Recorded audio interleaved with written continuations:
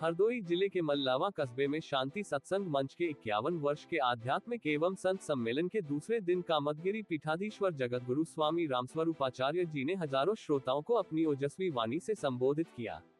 उन्होंने अपने प्रवचन में कहा कि मानव जीवन के मूल में तुलसीदास द्वारा रचित रामचरितमानस है, जो कि सामाजिक, पारिवारिक, राजनीतिक, सांस्कृतिक और आध्यात्मिक शिक्षाओं से परिपूर्ण है।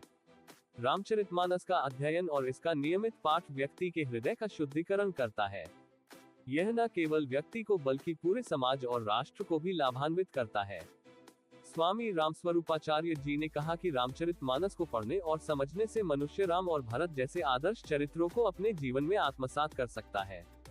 उन्होंने कहा कि मानव जीवन में उच्चता प्राप्त करने के लिए व्यक्ति को अपनी विशिष्ट क्षमताओं को पहचानना आवश्यक है, जो ईश्वर ने हमें प्रदान की है।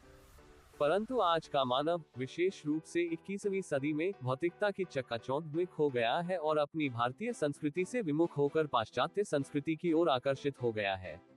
यही कारण है कि आधुनिक मानव अपनी श्रेष्ठ क्षमताओं के बावजूद दुखी और असंतुष्ट है। ऐसे में भारत जैसे महान राष्ट्र के लिए भारतीय संस्कृति की उपासना की दिव्य आवश्यकता है।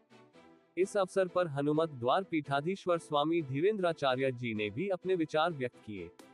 उन्होंने कहा कि राम कथा से मनुष्य के अंदर चिंतन और आध्यात्मिक ऊर्जा का प्रवाह होता है। सत्संग मानव जीवन की अनिवार्य आवश्यकता है, क्योंकि इसके माध्यम से व्यक्ति अपने जीवन में सात्विकता ला सकता है। उन्होंने कहा कि राम कथा का श्रवण और मनन अत्यंत आवश्यक है, क्योंकि यह मानव जीवन को ऊंचाइयों पर ले जाती है। जीवन के प्रवाह में आध्यात्मिक चिंतन से जुड़े रहने से व्यक्ति की ऊर्जा और शक्ति सही दिशा में प्रवाहित होती है। सत्संग और राम कथा का प्रभाव व्यक्ति को सुख, शांति और आनंद की अनुभूति कराता है। भगवान का स्मरण और उनका चिंतन जीवन को दिव्यता से भर देता है। पारीक्षा पीठाधीश्वर महावीर दास जी ने अपने प्रवचन में कहा कि श्रेष्ठ जीवन जीने के लिए मानव जीवन का उद्देश्य आत्मसाक्षात्कार और ईश्वर के साथ संबंध स्थापित करना है। उन्होंने कहा कि समाज और राष्ट्र को सुखी बनाने के लिए चरित्र का निर्माण बहुत आवश्यक है। आज समाज में चरित्र का ह्रास हो रहा है और लोग अपने स्वार्थ और इच्छाओं में खोकर जीवन व्यतीत कर रहे हैं। ऐसे समय में राम राज्य की स्थापना के लिए राम कथा और सत्संग की अत्यधिक आवश्यकता है। राम कथा के श्रवण से व्यक्ति अपने जीवन में भगवान का साक्षात्कार कर सकता है और अपने जीवन को सफल बना सकता है। मध्य प्रदेश के जबलपुर से पधारी पंडिता आस्था दुबे जी ने अपने प्रवचन में कहा कि अभिमान या अहंकार मनुष्य का सबसे बड़ा दोष है। रावण ने अपनी तपस्या के बल पर ब्रह्मा और शिव की कृपा से असीम शक्तियां प्राप्त की, परंतु अहंकार के कारण उसका पूरा वंश नष्ट हो गया। अभिमान मनुष्य के पतन का मूल कारण है और ईश्वर की कृपा को न मानने से ये दोष उत्पन्न होता है। भगवान का नाम लेने से मनुष्य का उद्धार होता है और अभिमान से मुक्ति मिलती है। उन्होंने कहा कि राम का नाम लेने से व्यक्ति भवसागर से पार हो सकता है। रामचरितमानस के माध्यम से हम राम जैसे महान चरित्र को अपने जीवन में उतार सकते हैं। कार्यक्रम के समापन पर हजारों श्रोताओं की उपस्थिति में आयोजक प्रकाश चंद्रगुप्त और उनके भाइयों ने भगवान की आरती की। इस आयोजन का संचालन डॉक्टर अशोक चंद्रगुप्त ने किया और सत्संग देर रात तक चला। नहीं मिली। मिथिला वैदेही का नगर है, अयोध्या शील का नगर है और प्यारे वृंदावन भक्ति का नगर है, चित्रकूट प्रेम का नगर है। आप यदि अयोध्या गए तो आपको शीलता देखने को मिलेगी, लेकिन अनुराग नहीं मिलेगा। वृंदावन भक्ति का नगर है, चित्रकूट प्रेम का नगर है, तो आखिर में अनुराग कहाँ मिलेगा?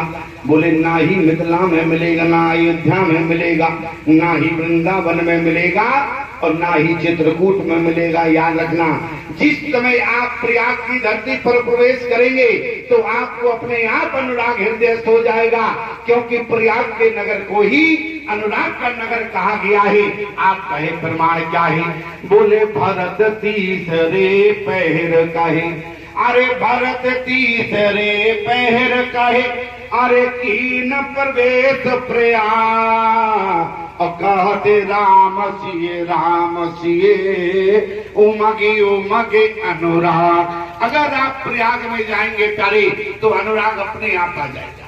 एक व्यक्ति कथा सुन रहा था, अच्छा जैसे एक व्यक्ति खड़ा होगा तो पता नहीं पीछे से दूसरा व्यक्ति भी खड़ा हो गया, और हमने देखा कि जहां मैं कथा कह रहा था थोड़ी देर में पूरा पंडाल ही खाली हो गया।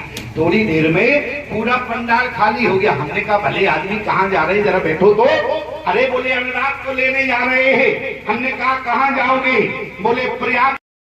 बोलो भाई, कोई इंजीनियर ऐसा पैदा हुआ है कि जो राम जी जहां रहते हैं वहां तक रास्ता बना के तैयार कर दे, या सीढ़ियां बना के तैयार कर दे, जहां श्री राम बैठे हैं रहते हैं वहां तक आप पहुंच जाओ। लेकिन गोस्वामी तुलसीदास जी महाराज ने रामचरितमानस की 7 सीढ़ियां आपको बना के दे दी है, इन्हीं का सहारा लेकर के आप राम तक पहुंच सकते हो। बोलो भाई, 7 सीढ़ियां। यही महरुचिरा 7 सोपाना और रघुपति भगति केरी पंथाना। ये रामचरितमानस ही रास्ता है, रामचरितमानस ही सीढ़ियां हैं। इसलिए आप इनका सहारा लेकर के श्री राम तक पहुंच सकते हैं। बस करना क्या पड़ेगा? चरित्र का निर्माण करना पड़ेगा। आपको इन सीढ़ियों पर खड़ा होने के लिए तब अधिकार दिया जाएगा जब आपका करेक्टर चरित्र प्रमाण पत्र ले लिया जाएगा कि आपके पास चरित्र प्रमाण पत्र क्या है, जरा दिखाइए, तब आप खड़े होइए। और यदि आपके पास चरित्र प्रमाण पत्र नहीं है तो आपको इन सीढ़ियों पर कोई एंट्री नहीं मिलेगी। आप उन सीढ़ियों पर चढ़ने के अधिकारी नहीं रहेंगे, रोक लगा दी जाएगी। लेकिन चरित्र प्रमाण पत्र यदि आप दिखा देंगे तो तुरंत सीढ़ियों के दरवाजे खुल जाएंगे और कहा जाएगा चढ़ जाओ, श्री राम ऊपर की मंजिल पर बैठे हुए हैं, आप